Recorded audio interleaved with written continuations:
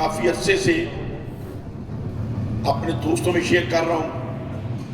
आज हमने पहली दफ़ा वो चीज़ें लिख कर भी पीछे लगा दी, जिसको अगर मैं कहूँ सियासी मंशूर, तो मेरा अपना तो सियासी मंशूर आज के बाद ये है, शुरू से ये है।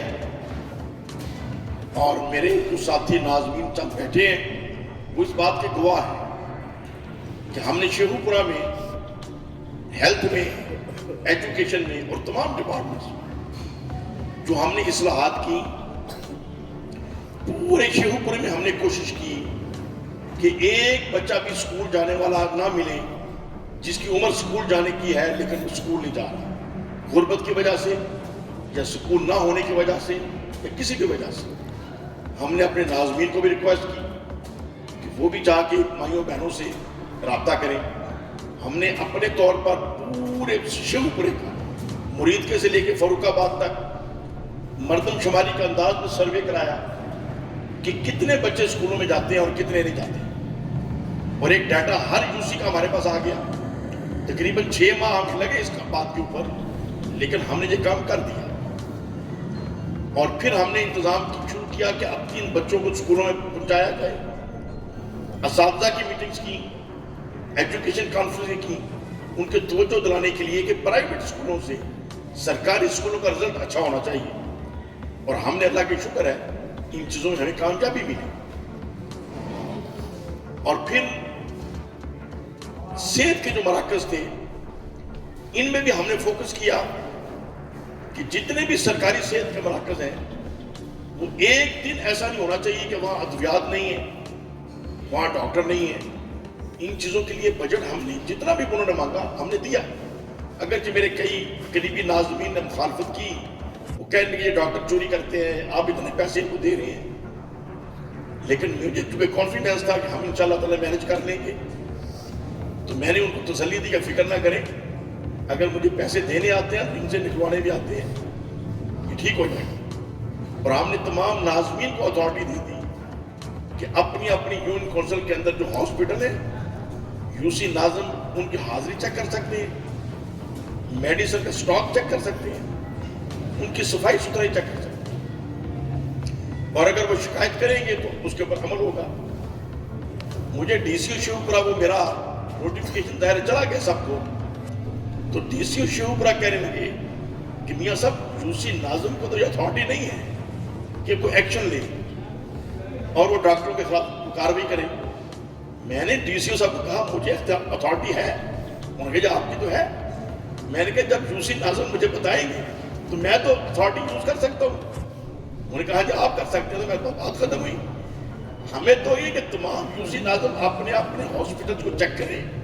अगर वो शिकायत महसूस करें कि डॉक्टर गैर हाजिर है, मेडिसिन स्टॉक के मुताबिक पूरी नहीं है, वहाँ सफाई का इंतजाम सही नहीं है, पेशेंट को सही अटेंड नहीं किया जा रहा, तो उन डॉक्टरों की ऐसी तैसी हम शेखुपुर से निकाल बाहर करेंगे उन्हें। और फिर जितनी कमी थी स्टाफ की, वो भी हमने पूरी की।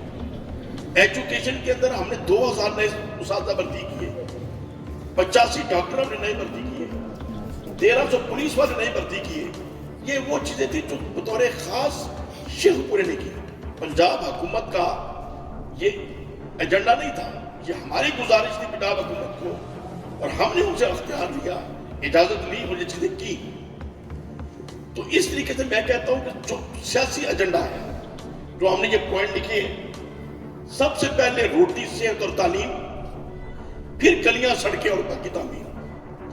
कि अगर हम गलियां बना रहे हैं, सड़कें बना रहे हैं, मोटरवेज बना रहे हैं, लेकिन पता चलता है कि एक गरीब आदमी जो नौकरी से फारिग है, उसको तनख्वाह नहीं मिल रही, नया नौकरी मिल नहीं रहा, उसके बच्चे आज भी भूखे सोए हैं। कल होता ये है कि जरूरी नहीं कि हर बड़ा आदमी ही बड़ी बात सोचेगा। वतन अजीज पाकिस्तान बना, अगरचे ये बनाने का सेरा और इसकी क़यादत कायद आज़म मोहम्मद अली जिन्नाह रहमतुल्लाह अलैह ने फरमाई।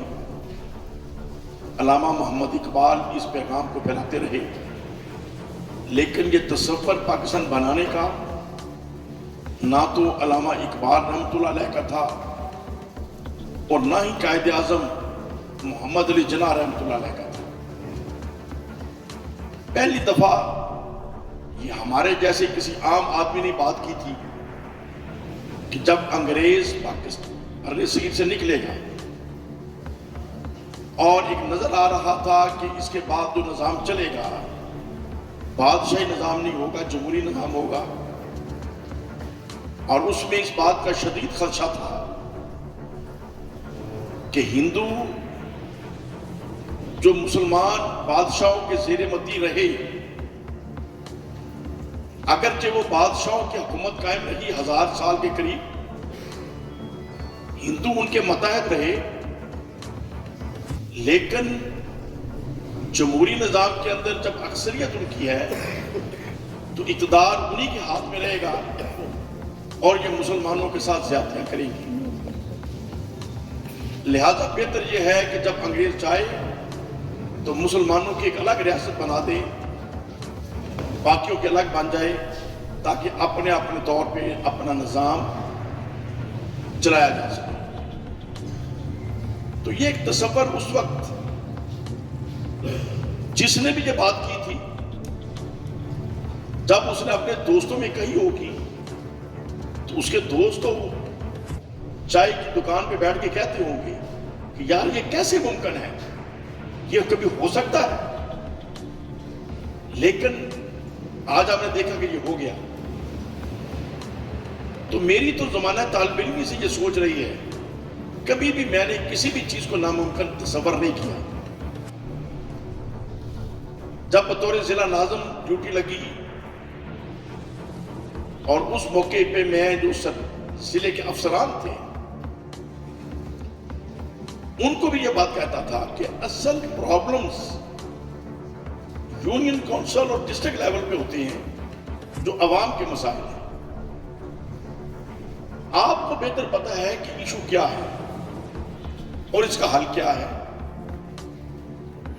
آپ لوگ آگے بات نہیں کرتے، چیف سیکرٹری، آئی جی اور جو بڑے لوگ ہیں سیکریٹریٹ پہ بیٹھے، ان کو کیا پتا عوام کن تکلیفوں سے گزر رہی ہے اور اس کا سلوشن کیا ہے۔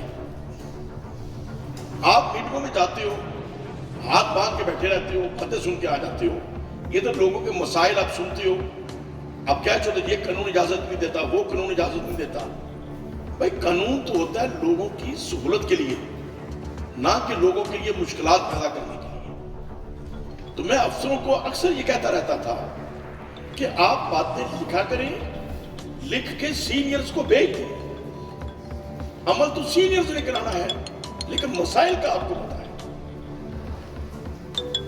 تو بات کرنے کا مقصد یہ ہے کہ میری شروع سے یہ سوچ ہوتی ہے کہ ہر ایشو کو غور کرنا چاہیے، اس کا سلوشن ڈھونڈنا چاہیے، اور پھر جو ذمہ داران ہیں ان تک اپنی بات پہنچا دینی چاہیے۔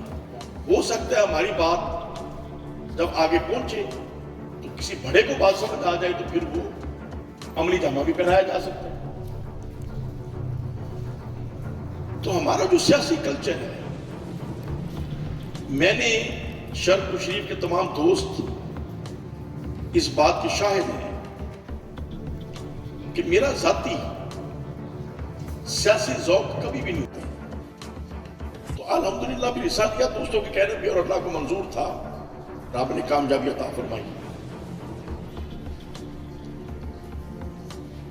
لیکن شروع سے میں نے چیزوں کو سوچا ہے، سمجھا ہے اور آگے بات کی ہے۔ میرا تو زندگی کا پہلا موقع تھا سیاست میں آنے کا 2002 میں، اور اللہ کو منظور ہوا، دوستوں نے محبت کی، اہل علاقہ نے پیار کیا، اور میں قومی اسمبلی میں چلا گیا۔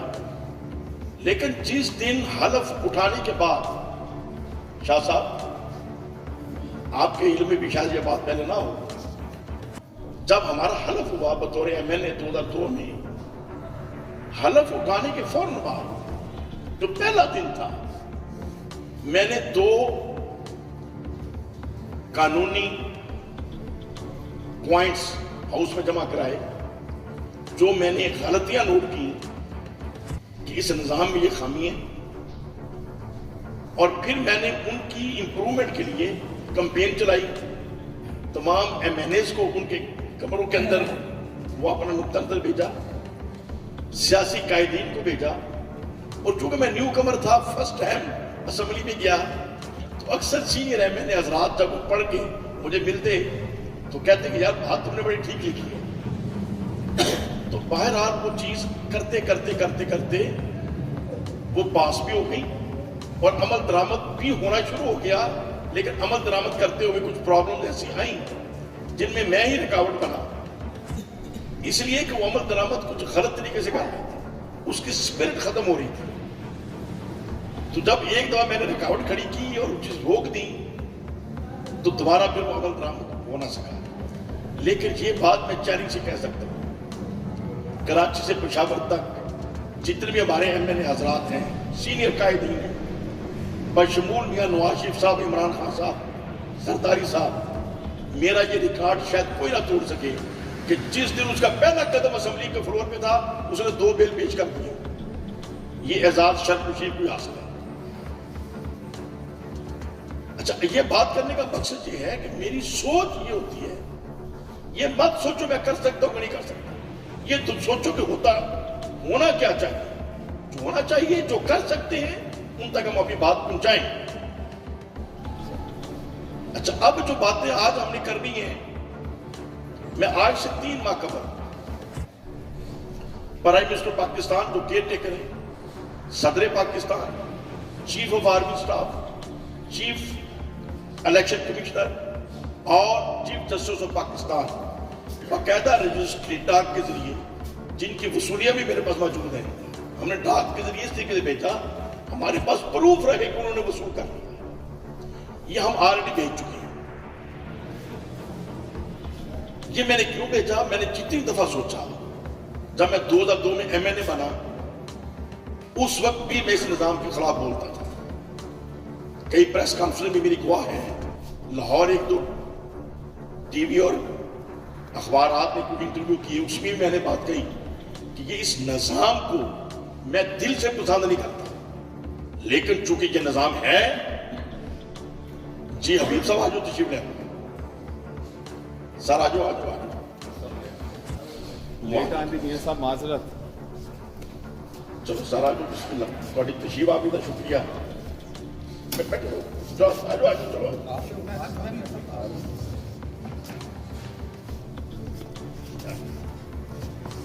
तो अर्ज करने का मकसद ये है